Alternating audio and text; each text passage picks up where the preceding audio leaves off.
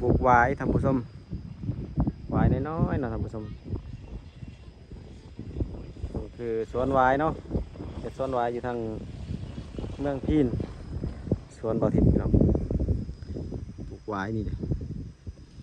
ต้นหวายน้อยๆเนาะนี่คือต้นหวายยังน้อยอยู่พี่น้องแต่ว่าติดอยู่ดอกเนาะรักษาเอาสวนหวายสวนหวายปลูกได้ซ้ำนี้แหละพี่น้องมื้อนี้เบี้ยหวายหมดก่อนยังบ่หมดเนาะปลูกก็หมดงบก่อนเนาะว่าซั่นซะบ่มีเงินซื้อเบี้ย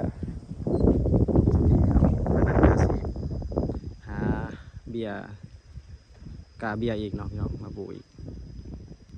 กาเบี้ยใหม่มาปลูกอีกทางนั้นพี่น้องนี่เริ่มต้นใหม่พี่น้องเสาปลูกมันมาปลูกไว้อีกพี่น้องเอ้ยบัดนี้ปลูกไว้กับปลูกกันต้นไม้กินหมากเนาะ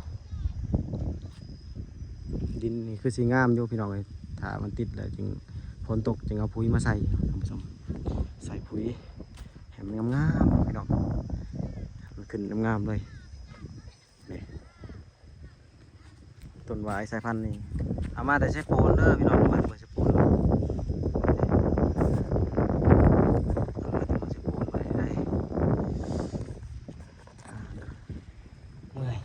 ปลูกแล้วพี่น้องเลยเมื่อยไรโอเคพี่น้องทางนี้รักยังบ่พอพี่น้องยังประมาณแถวนี้2 แถวนี่รักบ่พอเดี๋ยวปฏิจิตไปพารักอีกพี่น้องพารักมาใส่อีกเนาะมันบ่พอประมาณมึงเลย2 4 6 8 10 12 14 16 18 20 22ประมาณ27 28ลักพี่น้องได้เกือบครึ่งแต่บ่ครึ่งพี่น้องขันมันมาฮอดประมาณพี่นะครึ่งพี่น้องเดี๋ยวไว้ปลูกมาฮอดพี่เลยปลูกมาอีกประมาณ200บี้เนาะพี่น้องปลูกมาฮอดพี่ถือว่าโอเคเลยส่วนวายนะพี่น้องน้อยพอเบียกพ่อเนาะเดี๋ยวไว้น้อยๆนึงพี่น้องเลยเดี๋ยวไว้น้อยๆนึง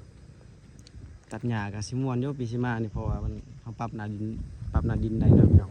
หินกับบ่มีแน่กับมันเนาะเขาตัดหญ้ากับซิมวนอยู่จะเบิ่งไว้ขึ้นที่ไว้คักเลยพี่น้องคลิปนี้ก็อยู่สวน